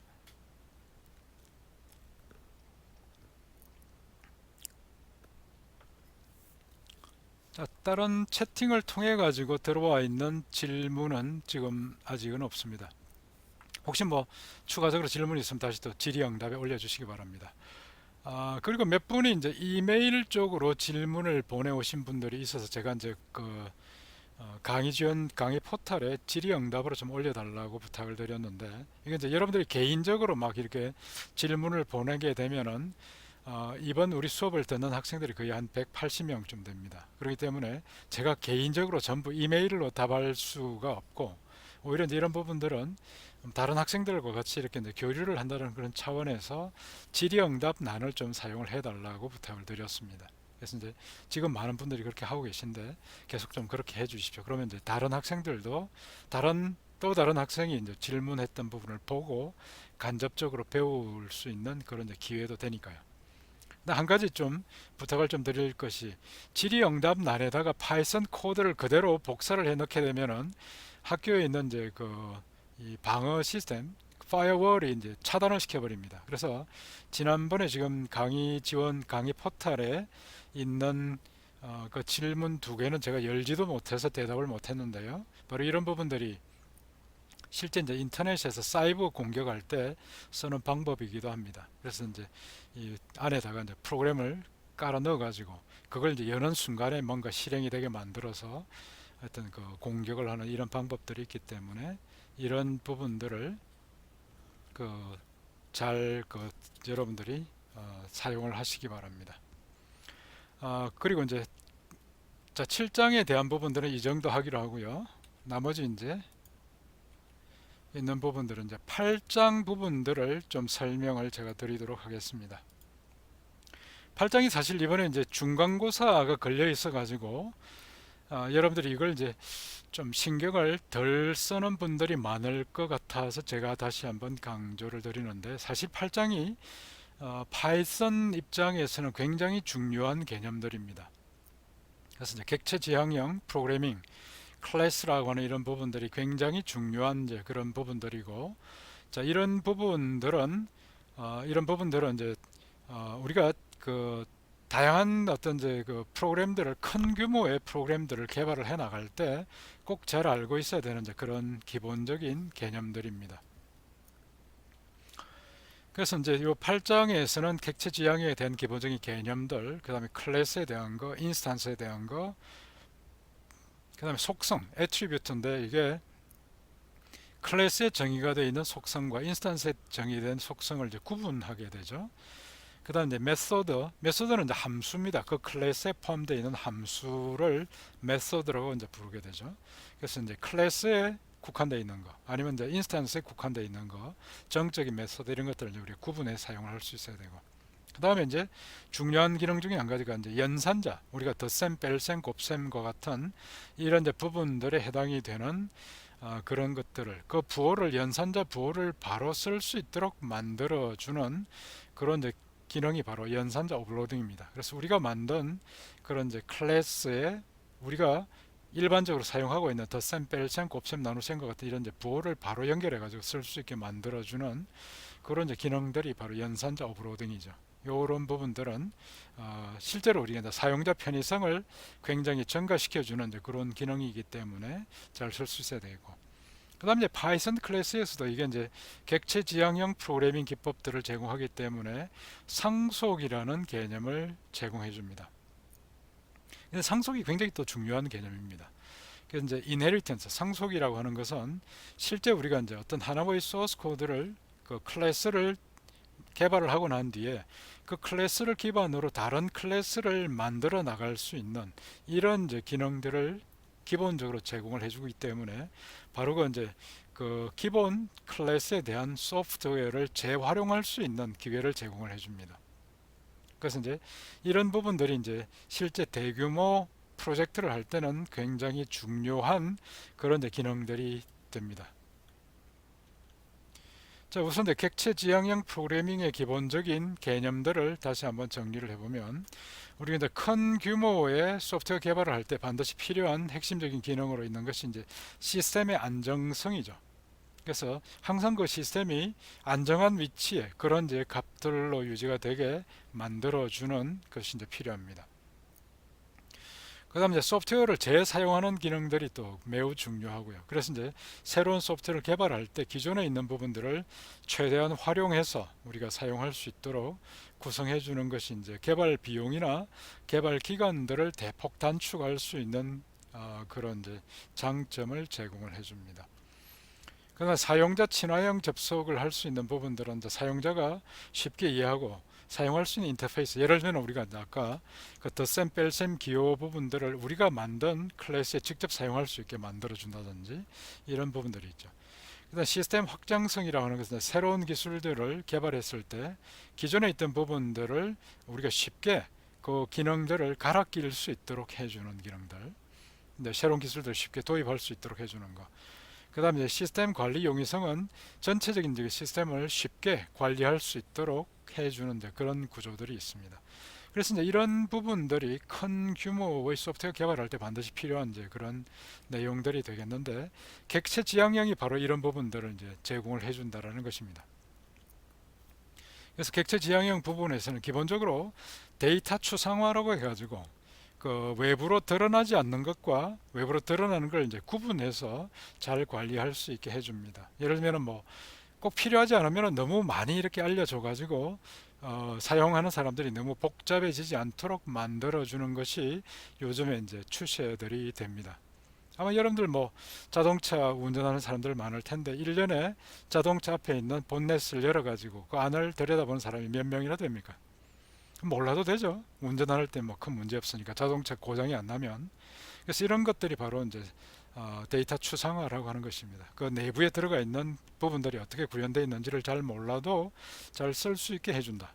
그러니까 스마트폰이 어떻게 구현되어 있는지를 잘 몰라도 잘 쓸 수 있게 만들어 주는 거나 마찬가지입니다.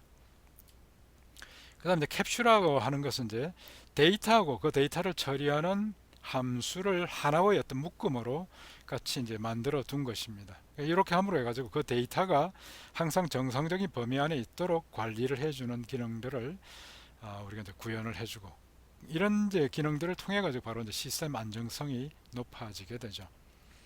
다음에 정보 언닉이라고 하는 부분들은 결국 이제 세부적으로 구현된 부분들을 구현하는 기술들을 굳이 알려주지 않는다라는 거죠. 다시 말해서 엔진룸에 있는 그 엔진이 자동차 엔진이 이게 뭐 가솔린 엔진인지 디젤 엔진인지 아니면 전기 모터인지 이런 걸 굳이 알지 않아도 되도록 만들어 주는 거고, 물어보면은 가르쳐 주는데 물어보지 않으면 굳이 이렇게 알려주지 않는 이런 부분입니다.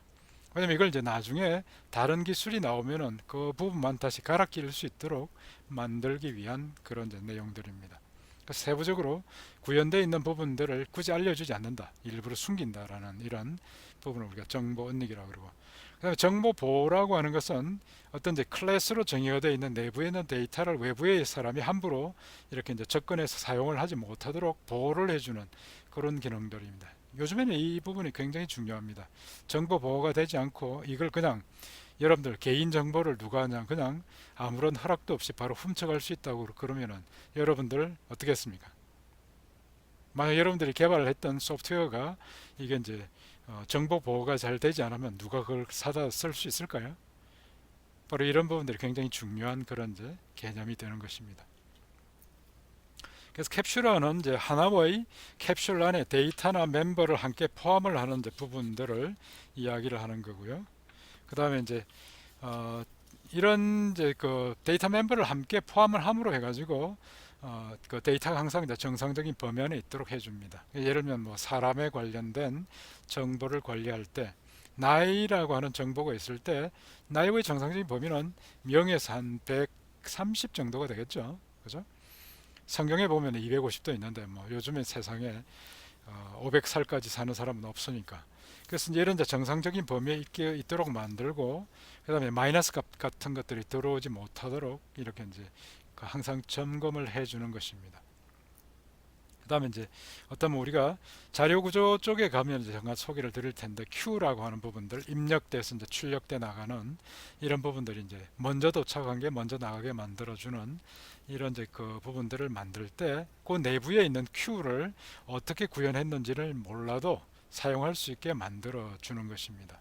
그래서 이런 것이 바로 캡슐화가 되고, 그다음에 상속이라고 하는 것이 이제 아까도 이야기했지만 소프트웨어 개발할 때 이제 개발 기간과 비용을 줄일 수 있는 그런 이제 큰 장점을 제공들을 해줍니다. 그래서 이제 추상화 개념을 이용을 하고 그다음에 상속을 해서 이미 이제 일반화된 그 기본 클래스를 받아가지고 제너럴라이즈 또는 지네릭 클래스라고 그러죠. 그다음 특화된 클래스를 만들어 나가면은 아무것도 없는 상태에서 처음부터 만드는 것보다 훨씬 빨리 만들 수가 있고, 그 다음에 관리하기도 쉽고 그렇습니다. 그래서 실제로 여기 보면 이제 일반화된 클래스를 잘 설계해서 이것만 파는 회사들도 있습니다. 그래서 이걸 사다가 몇 가지만 이제 추가적으로 추가해서 특화된 클래스를 만들어 나가는 것이 요즘에 굉장히 많이 볼 수 있는 그 소프트웨어 개발 방법론이기도 합니다. 자, 클래스와 이제 인스턴스라고 하는 개념도 여러분들이 잘 좀 이해를 해야 될 그런 이제 부분들입니다. 그래서 기본적으로 이제 클래스라고 하는 부분들은 어떤 정보들을 우리가 프로그램으로 잘 이렇게 이제 다룰 수 있도록 만들어주는 그런 이제 틀이라고 볼 수가 있죠. 그러니까 실제 이런 사회에서는 이제 이거보다 훨씬 더 복잡한 정보들을 많이 가지고 있는데, 이 부분 중에서 우리가 소프트웨어적으로 꼭 처리해야 되는 그런 정보들만 모아서 거기에 대한 데이터, 그 다음에 그 데이터를 처리하는 함수, 이렇게 이제 묶음으로 만들어 가지고 클래스에 캡슐화 시켜 놓은 것이 바로 클래스라고 하는 것입니다. 예를 들면 뭐 어떤 클래스 피클 하면은 이제 자동차 타고 다니는 이런 이제 차량들을 이제 대표하는 부분이죠. 그래서 이걸 이게 이제 가져가서 뭐 승용차도 만들고 버스도 만들고 이렇게 실제 우리가 이제 프로그램에서 이렇게 변수로 만들어지는 것들을 생성할 수가 있는 것입니다. 그래서 이제 이 부분들을 볼 수 있고, 예를 들면 여기 있는 이제 클래스라고 하는 부분들이 어떤 틀이죠, 그죠? 틀. 예를 들면 뭐 붕어빵 만드는 틀입니다. 그 붕어빵에서 이제 뭐 재료를 넣고 구워내면은 붕어빵들이 만들어 나오는 게 바로 여기 있는 부분이고, 요게 바로 인스턴스가 되죠. 요게 이제 틀이 되고 뭘 찍어내는 틀이고, 그다음에 요게 이제 거의 실제로 그 틀을 이용해서 만들어낸 부분이고, 여기 이제 클래스라고 하는 부분들은 그러니까 실제 있는 부분들을 이제 아주 간략화 시켜 가지고 이렇게 만들어낸 틀이라는 것입니다. 그래서 그 틀 안에 메소드와 그러니까 함수, 그 다음에 데이터가 포함이 되어 있는 부분이고, 그래서 실제 이제 우리가 이 클래스를 나타낼 때는 이제 클래스 이름 있고, 그 다음에 클래스 멤버 함수들이 있고, 그 다음에 데이터 멤버가 있고, 그래서 여기 함수와 데이터를 우리가 이제 클래스 속성이라고 부르게 됩니다. 자, 예로서 우리가 이제 사람에 관련된 클래스 하나를 이제 구현을 해보면 이런 식으로 이제 됩니다. 클래스라고 하는 키워드 하나를 쓰고, 그 다음에는 클래스 이름을 가져다 쓰죠. 그 다음에 이제 여러분들 함수 정의했을 때는 앞에 여기 있는 이제 df라고 해서 define function이라고 이제 정의를 하고 함수 이름이 있었죠. 그 다음에 괄호가 있고, 그 다음에 거기에서 이제 뭔가 전달되어 오는 것들을 정의를 하게 되는데, 클래스 정의할 때 여기 전달되는 부분들은 자기가 이제 상속받아 오는 부분입니다. 누구 거를 가져다가 확장해 쓸 것인가를 명시하게 되죠. 그 다음 밑에 이제 요 클래스 안에 보면 define 해가지고 이것들이 이제 전부 함수들인데, 이 함수들을 클래스 안에 포함되어 있는 함수들을 우리가 메소드라고 부른다는 거죠. 메소드는 우리말로 번역하면 방법이라는 뜻이고, 바로 그 메소드로 정의합니다. 그 안에 메소드 중에서 보면 init이라는 게 있고, 이게 이제 초기화하는 기능들이고, 그다음 new라고 하는 것도 있는데, 이 new하고 init이 둘 다 우리가 뭔가를 초기화할 때 그때 이제 사용되는 기능들입니다. 그 다음에 이제 str이라고 하는 부분인데, 이거는 요 클래스로 만들어져 있는 부분들을 출력시킬 때 바로 그때 이제 이 문자열 형태로 이렇게 이제 문자열을 만들어서 전달을 해줍니다. 그걸 이제 출력을 하게 되죠. 예를 들면 이제 사람에 관련된 것은 이름, 나이 부분들을 이제 출력하게 만든다는 것입니다. 그 다음에 이제 delete는 삭제할 때고, document는 요 클래스가 어떤 그 성질을 가지고 있는지에 대한 그 문서화하는 부분들을 이제 만들어 두게 됩니다. 그 다음에 딕셔너리는 실제 이제 요 클래스 안에 사용이 되고 있는 여러 가지 이제 변수들을 알려주게 되고, 근데 요 init 안에 이제 가보면 self. 뭐뭐 해가지고 돼 있는데, 요게 바로 이제 이 클래스가 사용하게 되는 변수들이 되죠. 그래서 변수 안에 name이라는 거, age라는 게 있고, 그 다음에 이 초기화가 실행이 될 때 전달받아 오는 그런 인수들이 마치 우리가 이제 함수 전달할 때, 호출할 때 이제 전달되는 인수처럼 이렇게 이제 정보들이 전달이 됩니다. 앞에 셀프가 이제 붙어 있는데, 이 셀프는 이 클래스가 이제 실행이 될 때 꼭 자기 자신에 대한 정보를 가지고 이제 오게 돼 있기 때문에 셀프를 기본적으로 다 이제 포함을 하도록 되어 있습니다.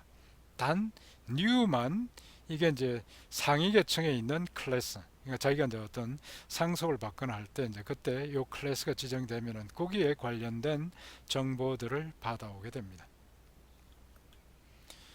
이런 식으로 이제 클래스 person 하나 만들고 난 뒤에 이제 괄호 안에 킴 이름이고, 그 다음에 나이가 이렇게 이제 초기 값들을 설정해 주면 바로 이런 값들을 가지고 있는 그런 이제 객체 인스턴스 하나를 만들어 주죠. 그래서 이제 P가 타입이 뭔지, 그 다음에 P를 이렇게 이제 출력을 해보면 이렇게 밑에 보면 이제 P의 처음에 이제 이게 생성될 때 new와 init이 실행됐다라는 것이 나오고, 그 다음 P는 person으로부터 만들어진 거고, 이때 이제 name은 kim이고, 그 다음 나이는 25라는 거고, 타입은 여기 이제 클래스 person 메인에서 이렇게 이제 정의를 한 person이라는 겁니다.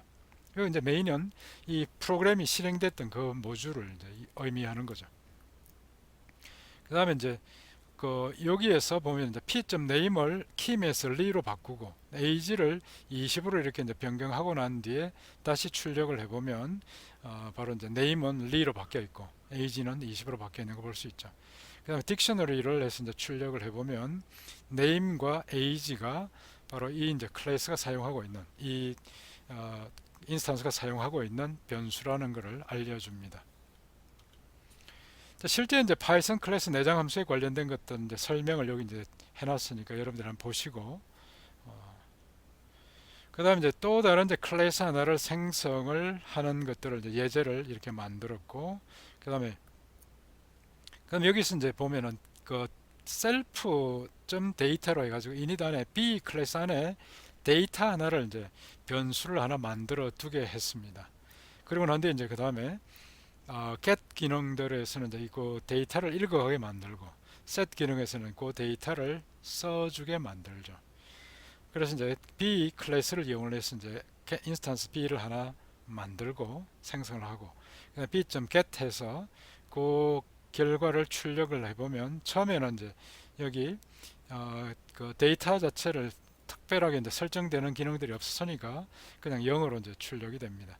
근데 B10으로 해서 10의 값을 초기 값으로 전달을 해주면서 데이터로 전달하면서 그렇게 만들어져 있는 인스턴스를 C로 만들어 두고 그 다음에 또 다른 부분은 클래스 B를 이용을 하되 초기 값을 20으로 하고 그 다음에 value 값은 100으로 그 다음에 이름을 B-3으로 해서 이제 D를 만들어 놓습니다. 이렇게 하고 난 뒤에 이제 클래스 B를 위에서 만들었던 B를 삭제를 해주고 해야 되죠. 그러면 이제 밑에서 쭉 차례대로 나오는 것이 요 하나하나가 생성될 때마다 B에 관련된 거, 그 다음에 B 다시 3이 이렇게 이제 생성되는 것들 우리가 이제 new 기능들을 통해 가지고 확인해 볼 수 있습니다. 아규먼트가 10인 경우, 20인 경우 각각을 이제 우리가 볼 수가 있고, 그 다음에 이제 초기화가 실행이 됐다라는 거. 그 다음에 여기서 딜리트를 하게 되면 딜리트가 실행이 됐다는 걸 이제 볼 수가 있고요. 그래서 여기 이제 처음에 여러분들이 클래스를 가지고 생성하고 인스턴스 하나를 이제 생성하고 삭제하고 할 때 어떤 함수들이 실행이 되는지를 이런 식으로 이제 확인을 할 수가 있습니다.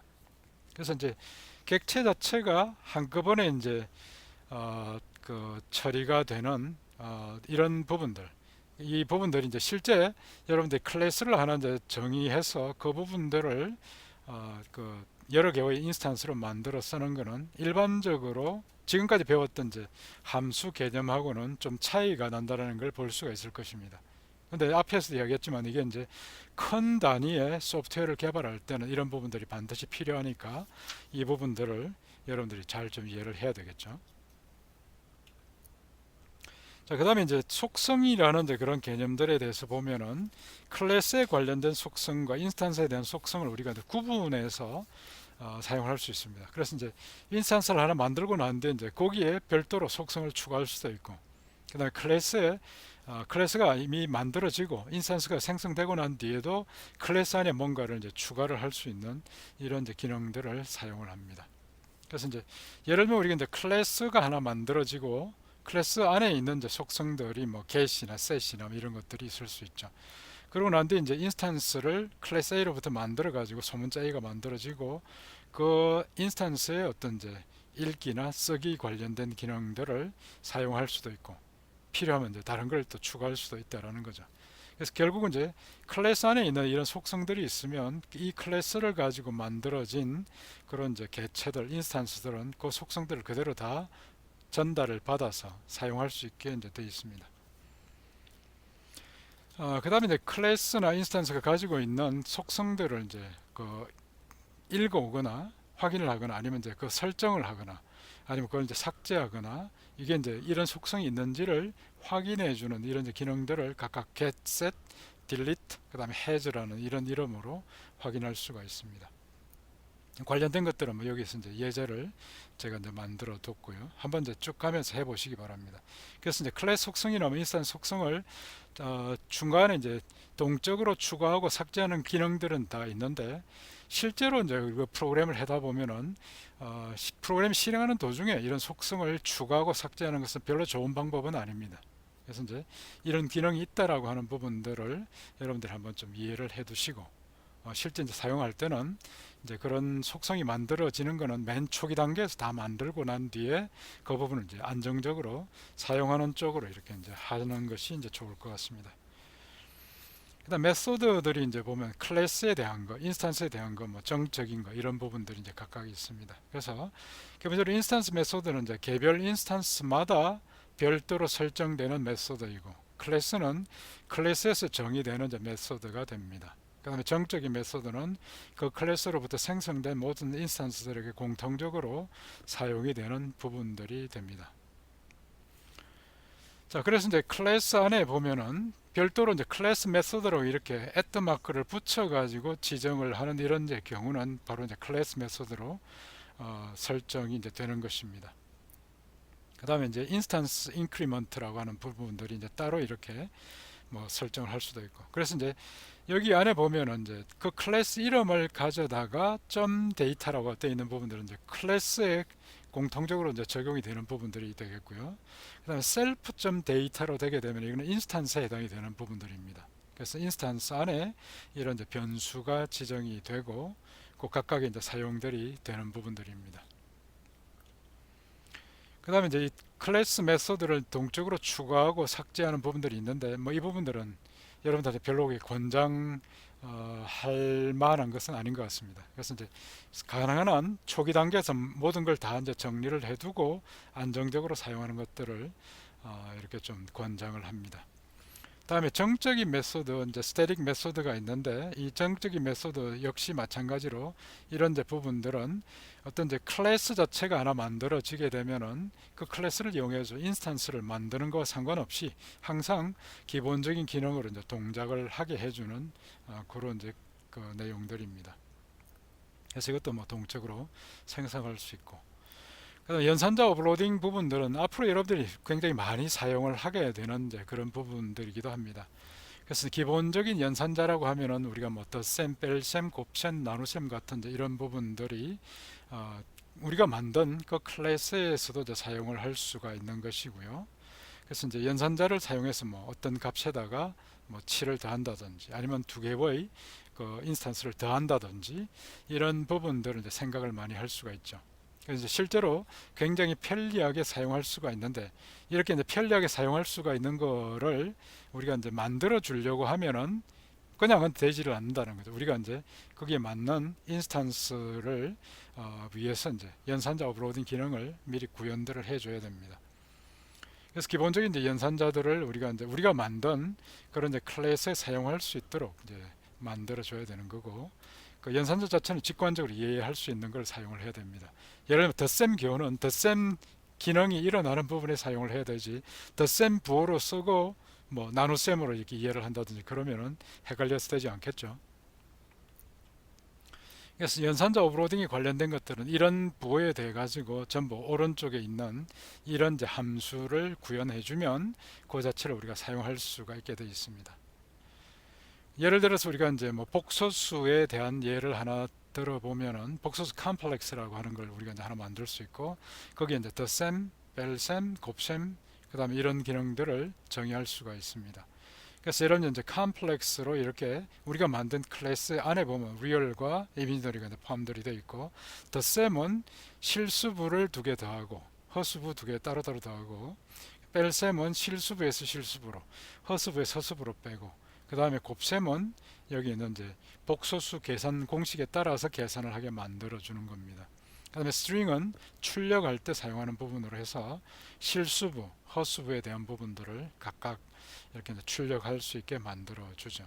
그래서 이렇게 이제 만들어 주면은 바로 이러한 연산자 오버로딩 기능이 있기 때문에 그 C1, C2, 즉 컴플렉스 클래스를 이용해서 만들어져 있는 인스턴스에 대한 뺄셈과 덧셈과 그 다음에 곱셈과 같은 이런 부분들을 그냥 부호만 사용을 해서 바로 이제 구현할 수가 있게 되어 있는 것입니다. 그 다음에 이렇게 이제 첨가 산술 대입이라는 거 있죠. 더하기는, 빼기는 같은 이 부분들도 같은 이제 이러한 함수들을 구현하게 되면 우리가 이제 같이 사용할 수가 있습니다. 그래서 첨가 산술 대입 연산자를 써서 만든 예를 이제 뒤에 제가 만들었고요. 그래서 이제 C3 더하기 이퀄 C2 하면 이제 원래는 C3는 C3 더하기 C2 이런 이제 의미가 되겠죠. 뺄셈, 곱셈 역시 마찬가지입니다. 그다음 이제 비교 연산자는 실제 이것도 많이 사용을 하게 되는 겁니다. 실제 우리가 이제 어떤 두 개의 개체를 이렇게 이제 누가 큰지 작은지를 이렇게 비교하는 이런 부분들을 실제 뭐 여러 가지 응용 프로그램에서도 우리가 이제 많이 사용이 되는 이제 그런 부분들이기 때문에 바로 이런 이제 비교 연산자가 있고 그 비교 연산자에 대해 가지고 연산자 오버로딩을 사용할 수 있게 이제 해주는 것입니다. 그래서 이제 거기에 관련된 연산자 오버로딩, 예를 들면 이제 어떤 날짜에 관련된 것이 연, 월, 일의 정보들을 가지고 있는데 이 부분들이 이제 두 개의 날짜가 같은지 아니면 이게 작은지 그 다음에 아니면 작거나 같은지 이런 부분들을 이제 우리가 시험할 수가 있는 거죠. 그래서 각각의 데이터가 있으면 데이터가 어느 쪽이 작은지 그 다음에 큰지 같은지를 시험할 수 있는 기능들을 구현할 수가 있다는 것입니다. 자, 그 다음에 이제 상속이라는 개념 자체가 굉장히 또 중요한 부분이라고 강조를 제가 많이 했습니다. 그러니까 상속은 결국은 여러분들도 이제 이미 상속을 받았죠. 강의실에 제가 이제 여러분들이 상속을 받았습니까?로 물어보면은 많은 학생들이 제가 상속을 받았나요? 뭐 아직 재산 상속 안 받았는데요. 그런 이야기를 합니다. 근데 상속이라고 하는 것이 꼭 돈을, 재산을 받는 것만 상속이 아니라 여러분들이 이미 태어날 때 여러분들이 이제 아버지와 어머님으로부터 생리적인 상속을 받았다는 거죠. 생물학적인 상속을. 그러니까 그 본질들을 이제 일부를 가져다가 이제 그렇기 때문에 닮았죠. 그죠? 가족들은 이제 부모를 닮은 이런 이제 경우들이 많이 있는 거죠. 그래서 이제 이런 부분들입니다. 그래서 이제 우리가 소프트웨어에서 상속이라고 하면은 위에 있는 이제 공통적인 속성을 가지고 있는 이런 이제 클래스가 있고 이 클래스를 상속받아서 좀 더 유형이 다른 속성들을 만들 수 있는 것입니다. 그래서 예를 들면 우리가 이제 뭐 포유류, 조류, 어류, 파충류, 양서류 전체가 다 동물이죠. 동물이 가지고 있는 기본적인 속성은 뭔가요? 제가 아마 강의 때 이 부분들을 이제 설명을 했을 겁니다. 그러니까 동물이라고 하면 기본적으로 가지고 있는 것이 전부 이제 피가 있고요. 피. 그 다음에 이제 척추가 이제 있고, 그 다음 눈이 두 개고, 그 다음에 입이 있고, 이런 부분들입니다. 그 다음에 이런 부분들이 이제 공통적인 속성을 다 가지고 있습니다. 밑에 있는 게 뭐 양수류든 포유류든 상관없이 이런 식으로 해서 우리가 이제 소프트웨어로 구현할 때 보면 이제 공통적인 속성을 먼저 구현을 하고 이걸 상속받아 가지고 상세한 부분들을 만들어 나가는 이제 그런 절차로 가죠. 그래서 부모 클래스가 이제 공통적인 속성을 가지고 있는 부분들이고, 그다음 자식 클래스는 부모 클래스로부터 상속받아서 만들어진 부분들입니다. 파생된 부분들이죠.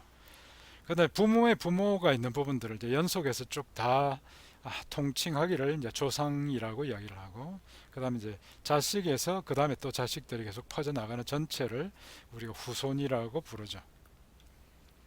그래서 클래스를 이제 우리가 상속받는다라고 하면 예를 들면은 사람이라고 하는 클래스 하나를 정의를 해두고 그다음에 그 사람을 전달받아서 학생을 만들 수 있고 학생에 대한 정보, 왜냐면 학생도 사람이니까. 그 다음에 이제 학생이 아닌 회사에 근로하는 그런 이제 그 회사원들을 또 만들 수 있는 거죠.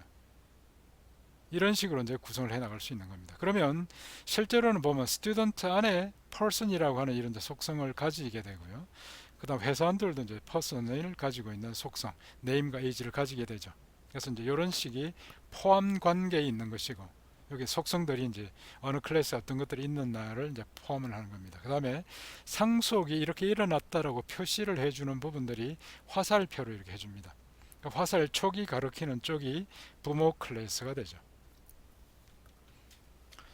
그리고 이제 이 상속은 다단계로도 일어날 수가 있습니다. 그래서 하나의 클래스를 상속받은 것을 또 상속받는 이런 부분들을 만들 수 있고, 그래서 우리가 뭐 도형을 만들고 도형에 있던 1차원 도형, 그 다음에 2차원 평면의 도형, 그 다음에 이제 거기에다 높이가 더해지는 3차원 도형, 이렇게 이제 계속 확장을 해 나갈 수 있죠.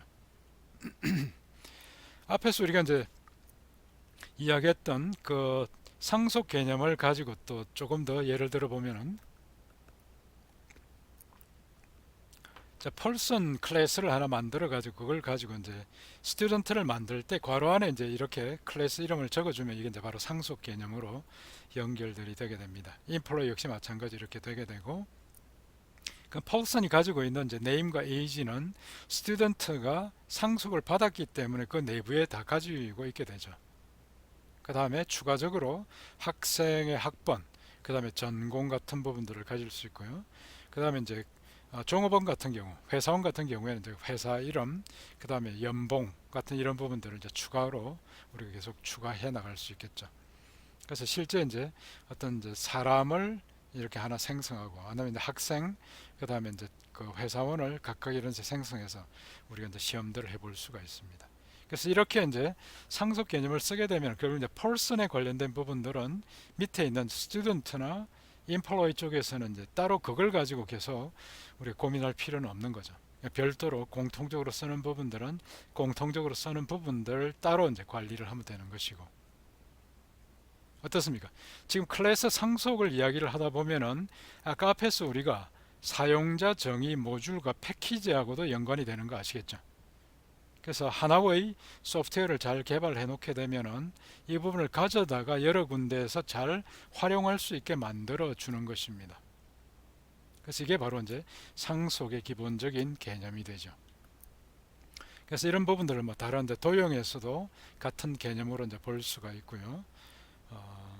그 다음에 이제 상속 관계에서 부모를 찾아가는 부분들은 수프나 이런 식으로 이제 수프를 이용해서 찾아갈 수 있습니다.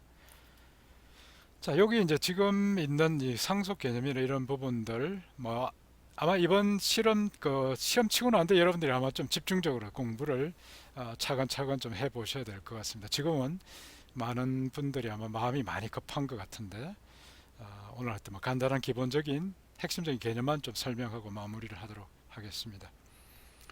그 다음에 is, has라고 하는 부분들, has는 이제 자기가 속성을 가지고 있다는 그런 의미가 되고요. is는 상속을 받았을 때 이제 상위단에 있는 부분과 하위단에 있는 부분에 이제 관계가 됩니다. 예를 들면 이제 사람은 동물이다 라고 할 수 있는 거죠. 왜냐하면 이제 사람이 포함이 되어 있는 부분이 바로 이제 포유류고, 포유류 자체가 동물이기 때문에 이런 이제 관계는 성립을 하는 것입니다. 그 다음에 사람은 눈을 두 개 가지고 있다. has 관계가 되는 거죠. 이렇게 되고, 그 다음에 이제 그 운전자는 사람이다라고 이제 이야기를 할 수 있겠고, 버스는 vehicle이다. 아니면 이제 스포츠카도 vehicle이다. 이렇게 할 수 있겠죠. 그 다음에 이런 차에는 운전자와 엔진을 가지고 있다. 이렇게 해석을 할 수 있는 거고.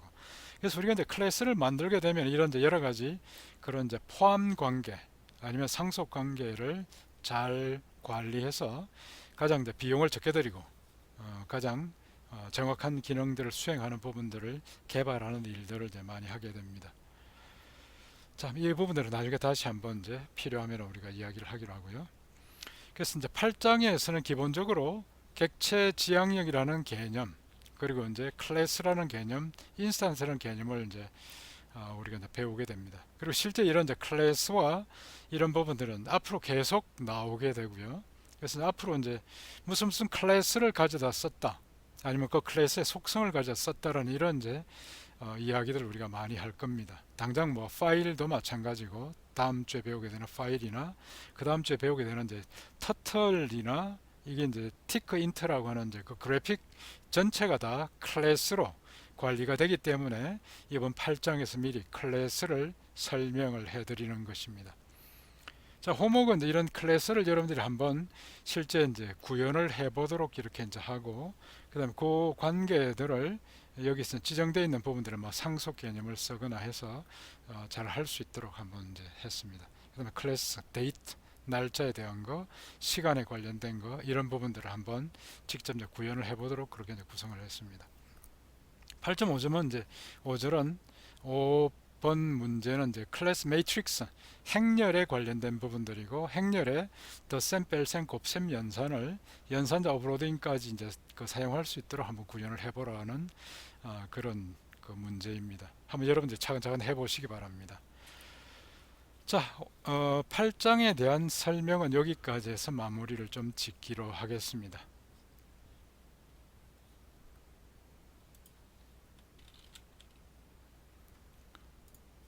자, 그 다음에 몇 가지 이제 추가적으로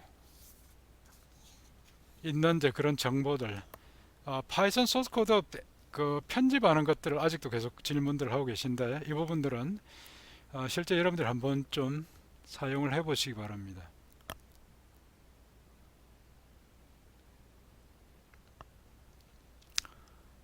오케이. 그리고 기타 나머지는 지금 그 문제는 들어와 있지는 않는데요.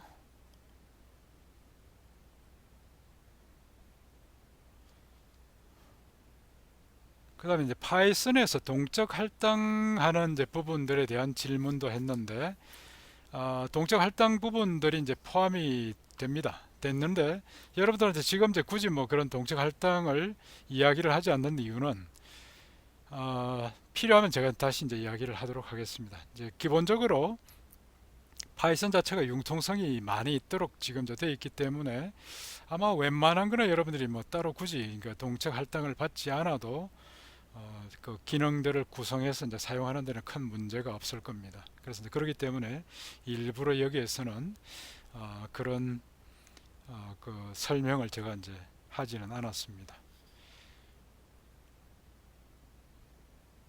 자, 그 다음에 또 있는 부분들이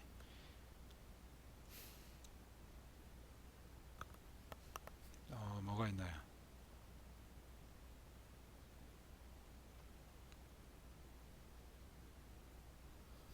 자, 나머지 편집에 관련된 부분들은 이제 여러분들이 그 가지고 있는 질문 자체를 모아가서 제가 이제 따로 한번 나중에 이제 어디 뭐 올려놓든지 그렇게 이제 하겠습니다. 그래서 편집 쪽을 너무 편하게 하시는 부분들을 찾는다고 시간 많이 보내지 마시고 처음부터 설계를 잘 하는 쪽으로 그렇게 이제 하시기 바랍니다. 그래서 이제 이런 부분들은 계속 이제 프로그램을 해 나갈 때 여러분들이 이제 기본 실력으로 쌓아 나가야 되는 이제 그런 부분들입니다. 자, 오늘 뭐 벌써 이제 1시간 반이 이제 경과가 됐네요. 그래서 이번 중간고사 준비들 잘 하시고, 그 다음에 이제 지금 7장까지의 내용들을 다시 차근차근 잘 살펴보시고, 그 다음에 이제 교재나 강의 자료 부분들을 빨리 찾아볼 수 있도록 하는 준비를 해 놓으시기 바랍니다. 나머지 질문들은 이제 그 질문들 보고 공지사항으로 처리를 하도록 그렇게 이제 하겠습니다. 질문 하나가 이제 섹션별로 한 문제이냐고 물어봤는데, 예, 한 문제씩입니다. 그래서 뭐 여러분들 너무 힘들지 않게 섹션 하나당 한 문제씩 풀고 그 결과 제출을 하고 그 다음 섹션 넘어갈 수 있도록 이렇게 이제 준비를 했습니다. 그 다음에 한글 파일, HW 파일은 이번에는 하지 않습니다. 직접 소스 코드를 바로 제출하시고, 왜냐면 우리가 이제 바로 여러분들 제출된 상태에서 바로 이제 실행을 바로 시킬 수 있도록 하기 위해서 이번에는 섹션 하나당 한 문제를 풀고 그 부분을 답을 제출하기 때문에 여러 문제를 한꺼번에 모아 가지고 파일로 편집할 필요가 없는 것입니다. 그렇기 때문에 그 소스 코드를 바로 제출을 하시면 됩니다. 그래서 한글 파일이나 MS 워드가 아니라 소스 코드를 바로 이제 제출을 한다는 것입니다. 그다음 거기에다가 실행 결과를 캡처한 이미지를 같이 이제 제출을 하는 것입니다. 자, 오늘 여기까지 하겠습니다. 여러분 수고들 많았습니다. 다음에 다시 이제 그 시험 때 아마 보겠네요. 참, 그리고 시험에 관련된 설명을 오늘 지금 한 것처럼 보충 설명과 같이 이렇게 유튜브 라이브 스트리밍으로 할 겁니다. 그래서 이제 2시 10분 전부터 제가 이제 설명을 시작할 것이고 2시가 되는 시점부터 시험이 바로 이제 여러분들이 문제를 풀어 나갈 수 있도록 그렇게 하겠습니다. 그 다음에 매 시간 매 섹션마다 그 섹션 시작할 때 그 문제에 대해서 간단하게 설명을 드리고 강조를 드리고 시험을 칠 수 있도록 그렇게 하겠습니다. 자, 오늘 여기까지 하겠습니다. 수고들 많았습니다.